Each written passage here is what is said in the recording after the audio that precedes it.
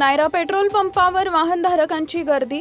एकच petrol pump चालू असल्यानं शहरातील आणि ग्रामीण भागातील वाहनधारकांची नायरा पेट्रोल पंपावर मोठ्या प्रमाणात गर्दी जमा झाली होती।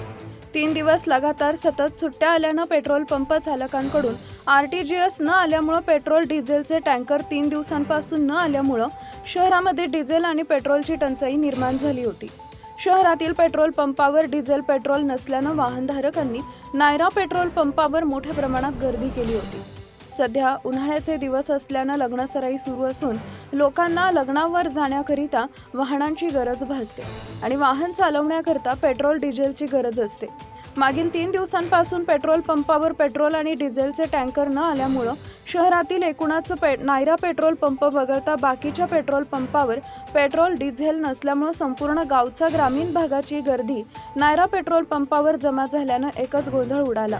पेट्रोल आणि डिझेलसाठी वाहनाच्या लांबच लांब रांगा लागल्यानं डिझेल आणि पेट्रोलची टंचाई निर्माण झाली की काय अशी काहीशी परिस्थिती निर्माण झाल्याचा अनुभव नागरिकांना येत होता। Subscribe now and press the bell icon. Never miss an update.